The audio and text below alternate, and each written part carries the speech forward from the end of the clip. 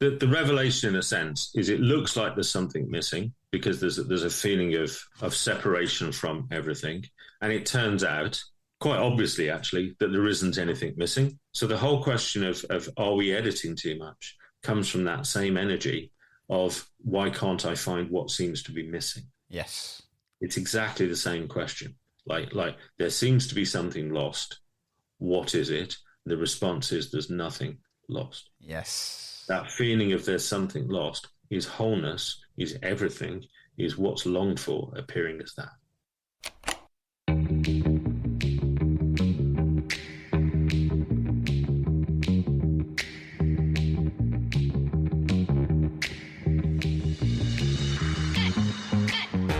Hello and welcome to the Unlocked podcast. I'm your host, Ricky Locke, professional speaker, magician and confidence coach, and quite simply, Unlocked is a journal of self-improvement.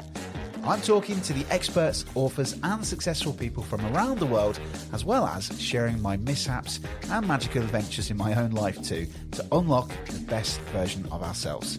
My aim is to give you some insight and inspiration so you can unlock the best version of yourself too. Now, if this sounds like your cup of tea, then hit that subscribe button so you don't miss any of my latest episodes released every Wednesday. Now, relax and enjoy the show. Hello and welcome to this week's episode of the Unlocked podcast. And this week I'm joined with Dave Kibby. I absolutely loved this episode because it's actually a different conversation that I would probably usually have. And the reason I wanted to get Dave on, firstly, shout out to Bev. Thank you for actually sharing Dave Kibby with me into the network. But I'll read this out because this is quite important. This is on Dave's Twitter tagline, actually, which is, "We've been conditioned to believe that we are lacking and incomplete, and we aren't." Now, to kind of add a bit more exploration with that, Dave has a very similar story, which we'll dive into the podcast, about, similar to me, looking and seeking for that fulfillment through personal development, only to discover that actually what he was looking for, that sense of home, it was this. This is what is longed for already. And I've absolutely loved this conversation. It's really made me walk away thinking about this, what is right now. I'm probably thinking about all these people that I'm getting onto the show to unlock their best version of self, which implies there is a better version of self. There's a strategy like personal development. If I learn this book, if I learn that, I will achieve this. And what Dave's made me really think about is the idea of actually this is already here. And like Dave shares in his journey about seeking personal development, actually there's already home. Fascinating conversation. So I think you're going to take a lot away from this. I really have. And I'm really now starting to think about even my journey of spending so much money on audiobooks and physical books of the personal development journey. You know, when is enough? And actually, this is already here. This is everything. So love this conversation. So, without further ado, enjoy this episode with Dave Kibby. Today's guest spent a decade as the MD of a catering equipment company, but that was over 20 years ago, and his work is very different now. His clients describe him as a breath of fresh air. They say he's straight talking, yet kind, and he's contrary. They describe him as an outstanding coach, trainer, and mentor, and he leaves a lasting impression for sure. Welcome, Dave Kibby. How are you, Dave? Thank you. Yeah, I'm good. Thank you very much indeed. I like that intro. That's very nice. I do like that. Almost as if it was written by yourself, that one. I'm glad it wasn't. Yeah, that's right. Yes. But yeah, welcome, David. It's great to have you on here. And firstly, big shout out to Bev. Fans of the podcast will know I mention her in most episodes, but Bev was the one that introduced me to you. And I'm looking forward to this because there's some real parallels between your story and my story, but also about this idea of unlocking the best version of self, but actually, is there any need to really? Because also this idea of being home. So yeah, Dave, tell us a little bit about you and where you are right now and how you got to where you are, because it's quite fascinating. Yeah, cool. Let's start with the contrary bit. So I haven't really got to where I am, which is what we're going to talk about. So that's what the mind imagines is going to happen.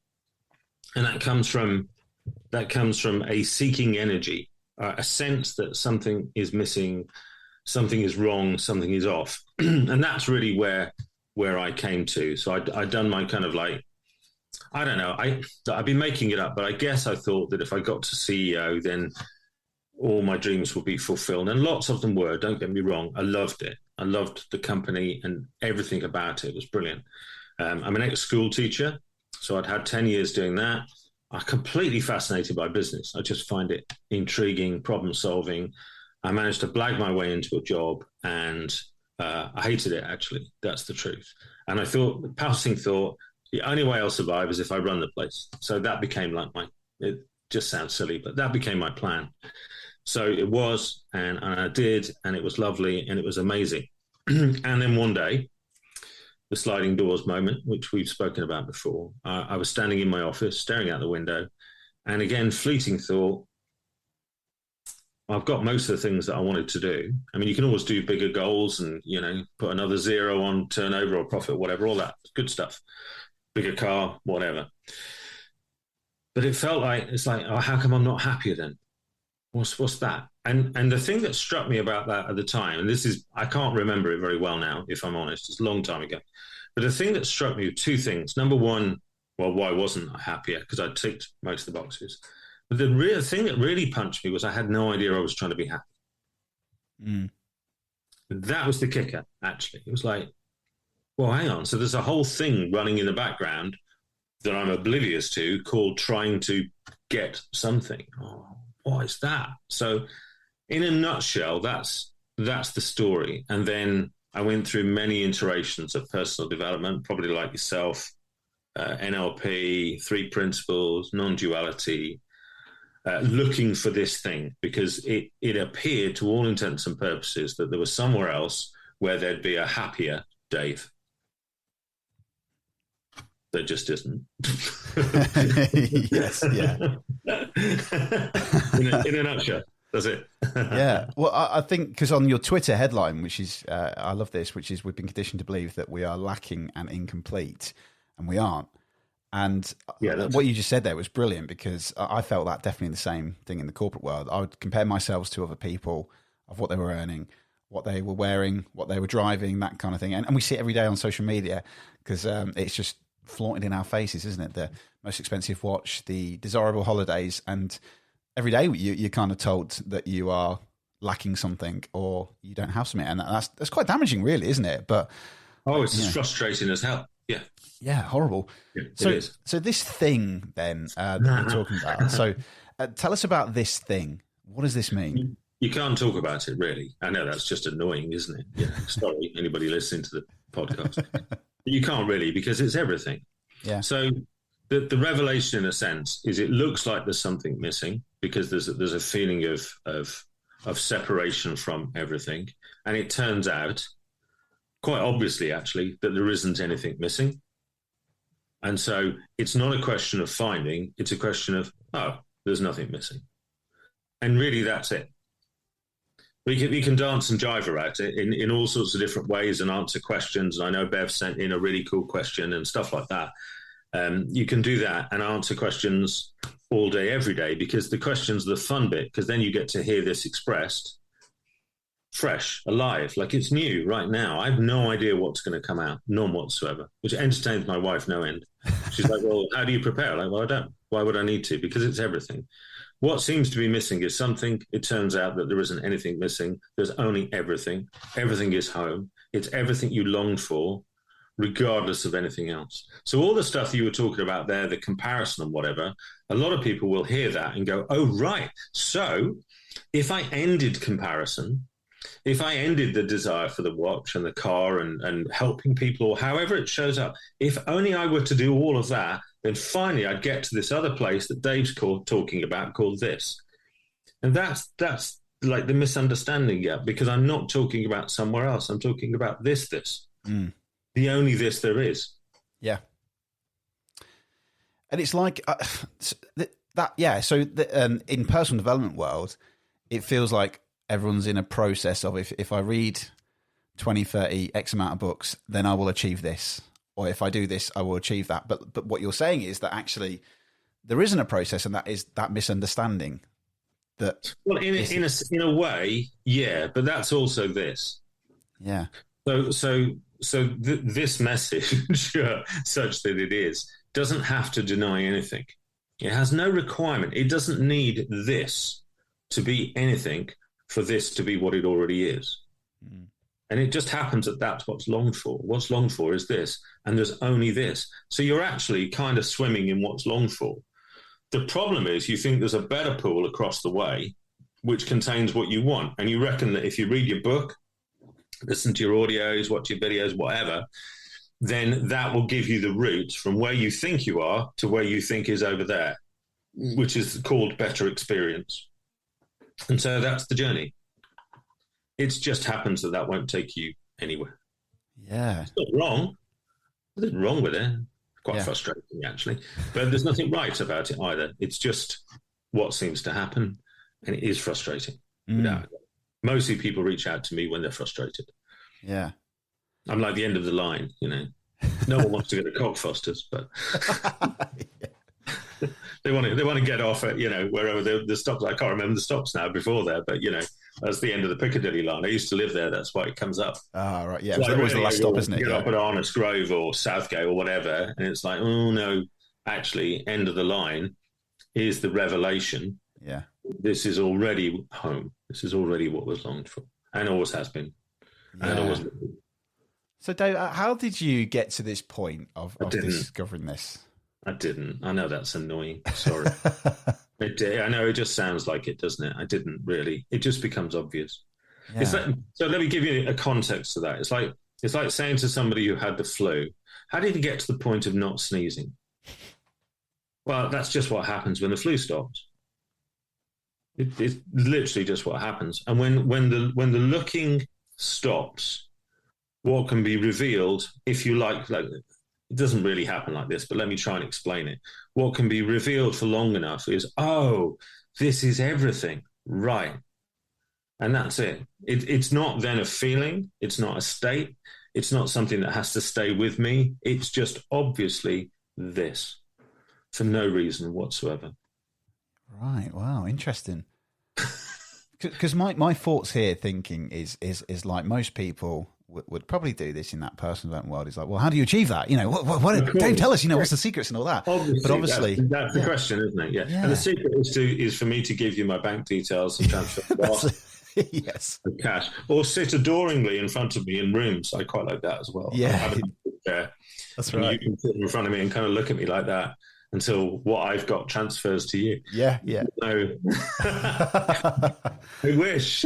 Yeah. But it's the interesting thing, isn't it? Because what do we now do with that understanding? Because it's so profound. Yeah, no, exactly. Because it's not an understanding. Yeah. So an understanding to me, like how I understand that, would be something you could go and think, oh, okay, I've got what Dave's saying. Now I'll go but that would be something else. Yeah. And I'm not describing something else. I'm not really describing anything, actually. I'm simply pointing, although I'm not very keen on that word, actually. It's used. Yeah, I'm not very keen on that word. But anyway, I'm simply pointing to the fact that it's this. And there is nothing else. And there can be the experience that it's not this, and there is something else. And that is this appearing as that. So it's over. Like it's over before it ever started. Yeah. Or the alpha and the omega, I think it's another quite nice way of describing it. But it's just over. It's done. Yeah. And that doesn't preclude anything. So like if we feel we want to improve at something, like whatever that is, cool, fantastic. Why not? Yeah. Why not try and make the world a more beautiful place and try and be better? But when we're trying to be better as a way of compensating for this lack, that's when it just gets icky. And that's where the frustration really sets in, because it really sounds like, if you could understand what I'm saying, that your world would be better. And that's the frustration, really. Yeah. Yeah. I guess we're all seeking that, aren't we? Yeah. Seeking the steps to achieve something, or to earn X amount of money, or to do this or to do that, this or that. Well, because the presupposition behind that is that if I get there to that place called, let's call it enough, or worthy or whatever, if I get there, then that'll be better than this. So the mind is always basically going, yeah, well, not this. Yeah. And then it'll list all the exceptions, you know, well, it's all very well for you to say, Dave, but you're not circumstances. Yeah. You haven't, past. And so the mind is convinced that I'm describing something else that's exclusive or special or relies on a certain set of circumstances or things not having happened. And it does that to avoid the obviousness of what's being pointed at, which is that it's this.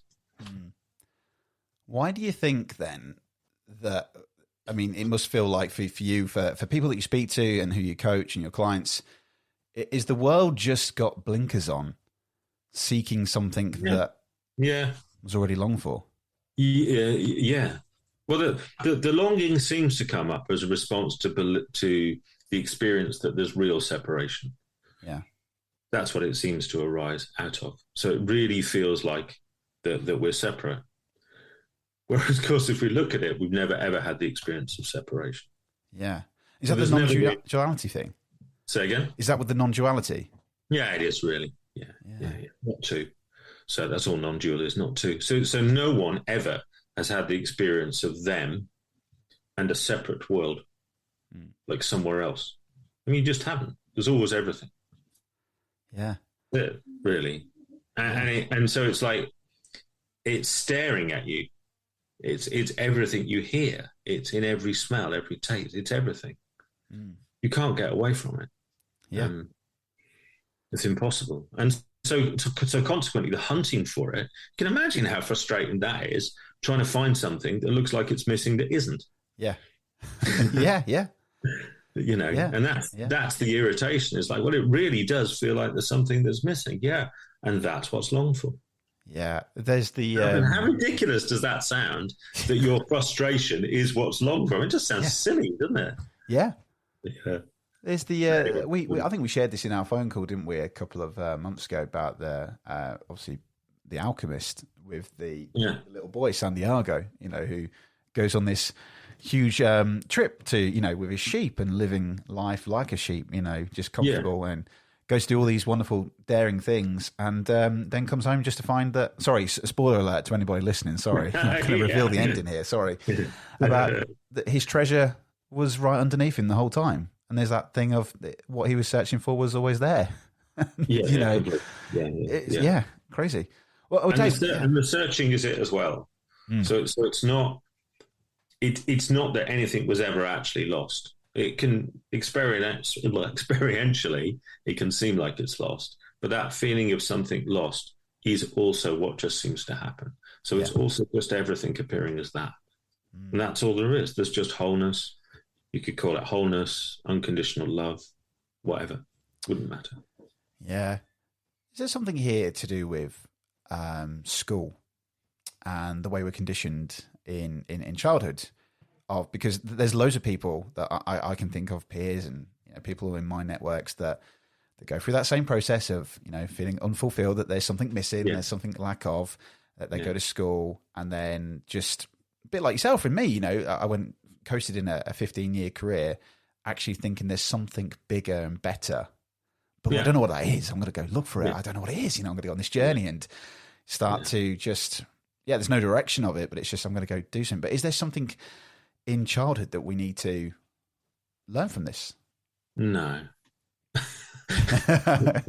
No, because I know what you mean, and I get it. And I've got, you know, a lot of friends who are like, oh, well, you know, go and talk to kids about it. And it's like, well, you go and talk to a 4-year-old, they'll tell you anyway.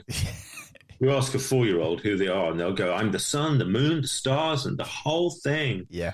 They're not going to go, well, I'm a person and I'm worried. And, you know, my normal analogy is with like 2-year-olds. You imagine 2-year-olds sitting in a group going, and one saying to the other, you get angry yesterday. They're like, oh man, did I get angry yesterday? Did you? Yeah, Jesus, I got angry. Did you? How many of us, how many here, who here, it's the personal development seminar thing, who here in the room has got angry uncontrollably? Hi, you know, it's all that. It's just, I mean, it's a ridiculous notion. Yeah. But so as that sense of being a separate me solidifies and appears to be like centered in the body, usually around here or here. Yeah. That's the usual epicenters of meanness. it starts to feel like there's a lot to do about that, and the world just gets more and more complicated. And like, look around. How's it working out, guys?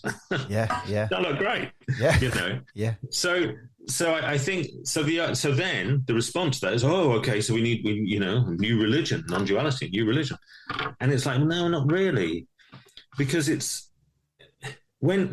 impossible to explain. I'm sorry, but no, it's all right. Go for it. When it becomes obvious that it's everything, then all that story of what we've talked about, in a sense, falls away.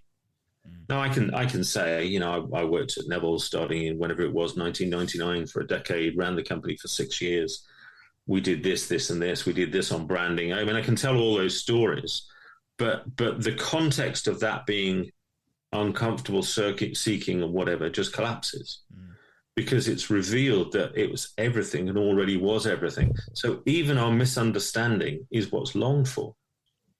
It's unconditional. And the problem is that the mind can't get that, because it wants to hear what I'm saying and go, oh, great, what could I do with that? Yeah. Could I make a podcast? Could I write a book? Can I do something for me? What about me? How am I going to be better because of that? And the answer is you are. Yeah. Because it's already wholeness, it's already perfection, not as the mind would imagine, quite clearly, not that kind of perfection, but it's already wholeness, it's already everything. It's done. Yeah. Yeah, exactly. It's that. Yeah. That's what I'm talking about. Yeah. And then the mind goes, what do I do with that? Yeah. It's like thinking, what's next? Yeah, what's next? Yeah, what do I do? And that's beautiful and that's lovely, and there isn't an issue with that. Yeah. It's just literally what seems to happen. It's amazing. So is there more questions that we should be asking ourselves, and not in a way of like to achieve something, what do I do with this, next? But like, is there better questions we should be thinking about? No. Not at all. No. It's the end of it's the end of seeking. Yeah. It's the revelation that this is what's longed for. And that's so deeply unsatisfying, because the mind's got a clear idea, really, hasn't it? Yeah. About what this that it thinks I'm talking about would look like. Yeah. And maybe it would look like total silence in the mind. Maybe it would look like abundance, the ability to manifest chickens at the drop of a hat, or enough money to buy my Sonos Gen 3 subwoofer by lunchtime, so that I can watch Maverick, released on Prime Video today, with extra. Oh, brilliant. Yeah. Just thought I'd fit that in. So it thinks that that's what's being described. Yeah. That covers over, if you like. It doesn't really, but for the sake of a description, that covers over the obviousness. This is already what's longed for. Yeah. And we're so busy looking for it. It's the glasses on the head thing, like, hang on, Ricky, just need to pause, mate. Can't find my specs. Yeah, no, they're on your head, Dave. Yeah, of course they are, Ricky. Bear with me. I just need to go to the Almanac of Best Self for Finding Glasses.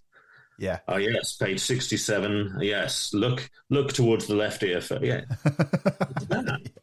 It's like, no, dude, you're wearing the glasses. Yeah. Well, it sounds like I sound like I'm going to be asking a silly question next, which is they're my best. Yeah. What do we? I know the answer's coming here. What do, taking away from this, there's some inspiration with this. And I feel like I want to say, what do I do with this? But I know that isn't a question to ask. It's like, no, because it kills the questions. That's right. Yeah. So, but then you see what's mega cool actually is that all the kind of feeling from getting the answer of the questions, like the inspiration, the aliveness that's longed for, is this. It's like the big reveal. Yeah. It's this, and you can feel it. It's like an electricity almost of aliveness, and the mind will try and own that and go, "Oh, cool! I love that. I would get more done if I could have that all day, every day." Yeah. So we'll try and grip it and own it, but that's just simply this appearing as that. Yeah. I can hear my mind, shouting a question of like, what does this look like, Ricky? Find out, ask Dave. But it's like, actually, no, I'm not going to ask that, because, this is what it looks like. This is it. Yeah. And for someone listening, this is what it sounds like. I love it. And the mind's going, yeah, but what's that? Yeah. There's that frustration, isn't there? Who here would love to find that? Yeah. And it's so innocent. It's beautiful. I am taking it, Mick, but you know what I mean. Yeah. Of course, yeah. Gorgeous. It's like, it's so obviously what's longed for, and the search is so obviously what would happen, given that it's assumed that it's got lost. Yeah. Is there a connection here to end of life, deathbed moments of? Yeah, I think probably. Yeah. Searching for all this time, and then often they obviously have that question about looking back in regrets, but this was always there, wasn't it? You know, they might not have, achieved what they wanted to achieve, that business thing. I mean, I hear that quite a lot, and I mean, this is just a suggestion. I have no sense of, but the regret is like the mind's last stand. And that's when people come out with the deeping meaningfuls that are then shared on social media of, I regret never having told people I love them, all that stuff. Yeah. Nice, yeah, good, cool. Park that. But then there's a point where it's clear in a sense that it's over, but not over, where you just see and feel the unutterable peace that this is. And that is this. It's not a different this. That's not a different time space. That's what the mind imagines, where this would be revealed. It's obviously this already. Yeah. So yeah, I think that comes, and then what you've got around you normally with people who care or whatever is the devastation that story won't go on. Yeah. And what you've got in the person who's effectively dying is that the story is over. The end of the story is this. Yeah. Already. Yeah. Unconditionally. I love that. It's wild. It's fascinating, yeah, because the big thing for me and why this links this is that I'm constantly, talking to people and researching of this better version of ourselves. Yeah. But in fact, there probably isn't. It's already this. But there really isn't a self to be better. That's if you want to be hard about it, there really isn't someone that you can make better. There's just what seems to happen. And that can include the experience of trying to make something called a self better. But there's nothing wrong with it. Yeah.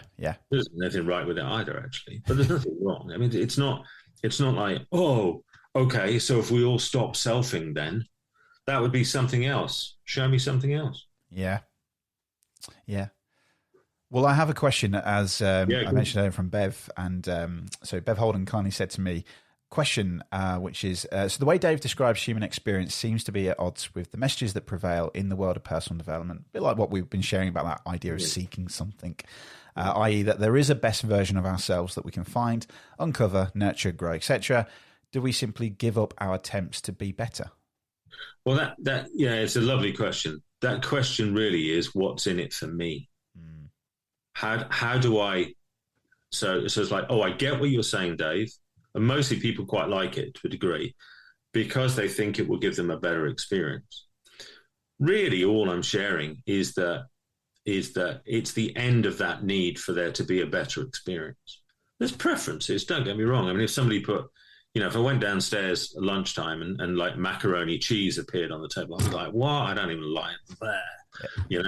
Whereas some chicken and salad, I'd be like, this is all good. So I'm not talking about normal, that kind of thing. I'm talking about the need for something else to happen. The real need for me to be okay. And that's what the whole of personal development is predicated on. If only this thing called me could be a different way, not this way, like damn sure not that, right? If it could just be different, then probably things would be better. That's it in a nutshell. And the response to that is no. Actually, no. So really the question is born out of, it's like a tension. It's like there can be two responses to this message. There can be like a, or whatever noise you made before, like, yeah. And there can be, I don't like the sound of this. Like the self can hear it and go, this doesn't sound good for me. Yeah. It doesn't sound like I'm going to get what I need to be okay out of this one. Get lost, loop bucket, not liking it. So it can swing either way. And the what do I do with it is that, how do I become better? How do I lead? How do I lead? How do I show up for my family? How do I be powerful? All that stuff. Yeah. It kills it. Yeah. it's like a flamethrower to the whole lot of it. It just destroys it. Yeah, yeah. Because there's just, like when kids catch you out and they ask you the question that you don't want to hear or whatever, or they'll just look at you and go, "You look fat," like with nothing on it at all. Yeah, it's the simplicity, and yet, yeah. As separate like adults, we'll go on a workshop. We'll pay somebody whatever 597. It's got to end in 7, doesn't it? 597 to learn how to say no powerfully. And it's like, well, you don't need just look at a 3-year-old and they go, "You look fat." Yeah. Put the cake down. It's just yeah. It's the simplicity, really. Yeah. That's being pointed at, and innocence as well, because it's purely born out of innocence, isn't it? Kids saying stuff like that. Yeah, completely. Yeah. So and really everything is still sort of that, and then it's innocently coloured with a mind. I mean, no one does it. I mean, it's just what seems to unfold or what seems to happen. Yeah, it's a bit much maybe, but it's just what seems to happen. Great answer. Well, I guess for me, there's this question I wanted to ask, which is, it's kind of like what you just said there, actually, which is quite interesting, which is, what do I do with this? Yeah, completely. Yeah. And the answer really is you're not. That's really the answer. So already you're not. There may be an experience that says I am in control. I am using my own free mind, my own free will. I am making my own choices, and I will find a way to use this. Okay, good luck with that. Yeah. But that can be the experience. Yeah, completely. Right. But the answer really is you're not. And you're not already. So it's not that there's like a self that's going to discover it's not, or any of that. It's like it's already like this. Yeah. It's already set up that way. There would be nothing you could do or not do that would make it any more or less what it already is. Yeah. Dave, yeah. I'm finding this really fascinating that, I can't think of too many people that are kind of sharing this, Yeah. Why isn't this happening? I mean, why isn't there more people like yourself sharing? Well, this? I think my experience, because I almost exclusively post on LinkedIn, actually. And somebody asked me about that the other day. They're like, but that's like a personal development, businessy, growy platform. Are you like, how's that? It doesn't. But for me, it's like, it's kind of the obvious place to share it, because whenever I talk to people about it, like nearly always, there's a resonance somewhere in the system. There's like, oh yeah, I kind of get what you're saying, like somewhere in here, and that it's that really. It's nothing more than that, and that can, if you like, blossom or not. It doesn't really matter because it's not going anywhere. It isn't trying to be something else. It's not trying to be somebody else. It's the end of the imposter. Yeah. It's just the falling away, the collapse of all of that rhetoric into the simplicity of this, which actually is you at your best, given everything you've learned about whatever. Yeah. So it's always, so your best self, in a sense, is always this, because this is actually all that's available. Yeah. So this is the only podcast between you and I that could have occurred this morning. Now we can, we could listen back to it and go, maybe I could have said that, or that would have been clearer, or that wasn't funny, or, why did you make the subwoofer joke, or what you did? But at the time, which is this, it's all there was. Yeah. It's perfect. It couldn't, and something in there can just like really resonate. Yeah. I don't know why or how. And my experience is, somebody wrote on one of my posts the other day, actually, which I thought was beautiful, was that in all the chasing and the treadmill, something in the back of the mind goes, that doesn't make sense, does it? I know I'm doing it. I'm still on the mill. I'm still pushing the gradient and the speed up together, you know, and then I'm meditating while I'm still pushing them up in the hope of getting quieter whilst I'm still sprinting. Something somewhere knows that's all bonkers. Yeah. And that there's something else available, which just happens to be all there is, which is this. Yeah. So I think and different people describe it quite differently. I'm probably at the really blunt end of the spectrum. No, I think it's fascinating because I can feel myself getting lost. You know, why would I want to buy another book and then another book of personal development? Because, like we shared off air, you know, a lot of these ideas now, I'm discovering a pattern. It's all the same stuff, just in different words and different metaphors and different ideas. And actually, like you said, when does it come to a point where it's just enough that you realise, but actually, I don't need to get to that point. I don't need to, because it is this.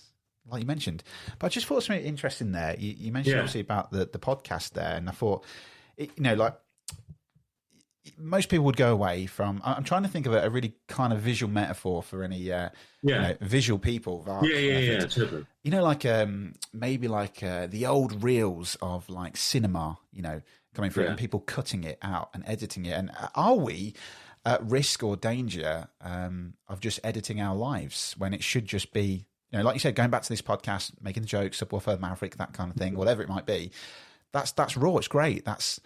But we have this tendency to edit everything in our lives to reflect something or based on our representations. And actually, why not? You know, let's just stick it out like it is. You know, well, are we editing our lives too much? Not really, because we're never really doing that. That's all just a thought process. You know, so it starts with imagining that there's someone who's having a separate life. And from that point, it imagines what it's doing within that context of its own life. Then it has to imagine the roles that other people are doing. Then it has to have an opinion about that. Then it has to decide what the others should be doing that it doesn't like, because then it would feel safer or better or worse. Then it has to have an opinion. So it just gets infinitely more complex. So the whole question of are we editing too much comes from that same energy of why can't I find what seems to be missing? Yes. It's exactly the same question. Like there seems to be something lost.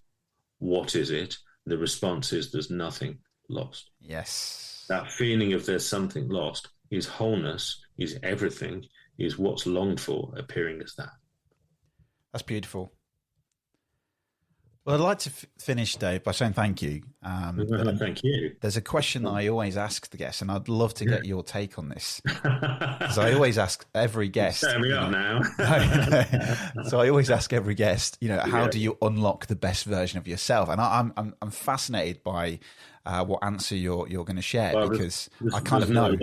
There's no lock and there's no key. Yeah. And there's no one to be that either.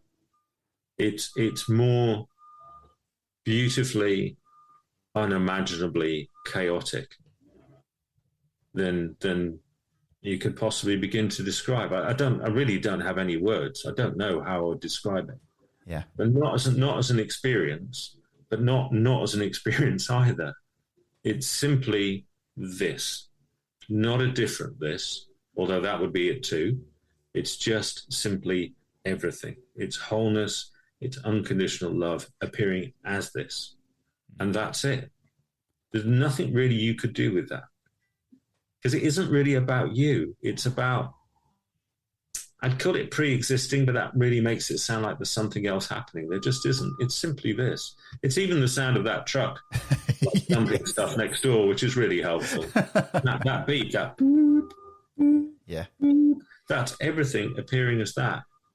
It's like one of my favorite things from one of the scripture stories. I can't remember it exactly because memory is not brilliant, but something about somebody says about if like Jesus and the disciples are killed, like what happens to the message? And the response is something like, "Oh, even the stones would shout my name, or the rocks." Like, wow, it's everything. Yeah, it's all the stuff you don't want, all the things that we want to hide from, distract from, is what's longed for. Is everything already. It's already that. It doesn't. It's a funny thought, isn't it? I was thinking about this morning, actually. Fleeting thought came through. Imagine the beauty of a hummingbird relying on Dave Kibby seeing it. Yeah. How ridiculous is that? Yeah. Like, will that make it more beautiful because Dave Kibby saw it? Whoa. Of course not. Yeah. I can hear downstairs. My son's just passed his driving test. Oh, amazing. Oh, congratulations. Brilliant. Sorry for anybody listening if you can hear whooping, but that's what it is. So that's the subwoofer then, has to be purchased today then, yes. Yeah. I don't know I'm going to get away with that, but yeah, I don't know. Coffee and a cake, maybe. Well, we'll wrap it up then, Dave, so that obviously you can go and see your son. Yeah. So congratulations. Thanks, Ricky. It's been lovely. But yeah, thank you so much. If people want to hear more about you, or if they want to contact you, because I know that obviously you do coaching for businesses and also for personal as well. So how can they find out more about you? LinkedIn is the most prevalent place at the moment. I've got a podcast starting in the next few weeks, which will be called Already Home. Great. If you look at the hashtag Already Home, I'm at Dave Kibby everywhere, really, on all the different platforms. But LinkedIn is the predominant place that I'm hanging out at the moment, because I actually think there's a real openness in business and a real chance for this to become obvious. It doesn't become more this, but you can't. It's just so beautiful. I could sit and talk about it all day. I love it. Dave, thank you so much. It's been an absolute pleasure. Ricky. And good luck, and best wishes to your son as well. Amazing. You're going to take him out now. Yeah. Exciting stuff. Thanks, man. Thanks, Dave, for coming on to the show. That was an absolutely fascinating conversation. And one of the things I wanted to share, I didn't actually share this obviously in the recording, and that was the idea of this for me. The moment of this for me was when Alma was born. When Alma was born, there was this lovely little bubble that most parents experience, which is the idea for me that there was no emails, there was no social media, there was no podcasting, there was no performance. It was just wrapped up into this wonderful bubble of love, emotions, and just feeling this sense of wonder. And it soon kind of evaporates, and you go back into work, you go back into performance and checking emails, and that's what I described as this, of being present, I guess, in that moment. But I love the conversation, and Dave's now making me think about, like I said earlier on in the intro, about my commitment to personal development, unlocking the best version of ourselves, implies that there is something missing. If we're unlocking a better version of ourselves, then that means there is something missing, but actually there isn't. It's this already here. So really good conversation. And this was a conversation for me that's probably not usually my kind of conversation. As Dave mentions off air, it's a different vibe, because I'm looking to seek for that next step and that strategy, like we always do. We're always looking for the greener grass, or the thing that's in the future. But actually there's this real sense of experiencing now and this. So yeah, and I think that's a really difficult thing for everybody to experience in the world that we are in. Like we mentioned in the episode about the idea of materialistic things and feeling that we don't have that, so comparisonitis. And actually there is this sense of just this. So yeah, I love that. So Dave, thanks so much for coming on to the show. Don't forget to head into the show notes, and you can find out more about what Dave's doing and his mission to share this.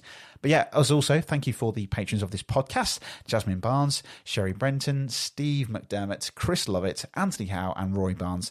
Appreciate your support. It means the world to me. And if you want to come join, you can find out early access to every single episode and even more bonus videos and content just for as little as £1, £2, or £3 a month. It's just the price of a cup of coffee. Come and join me. It's a great community and we're building something magical.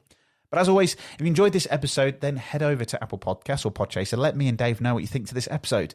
Would love to hear your thoughts. But as always, I usually say good luck in unlocking the best version of yourself. But on this episode, I'm going to say enjoy this moment of just everything, this. But I will join you for another episode of Unlocked next week. Goodbye.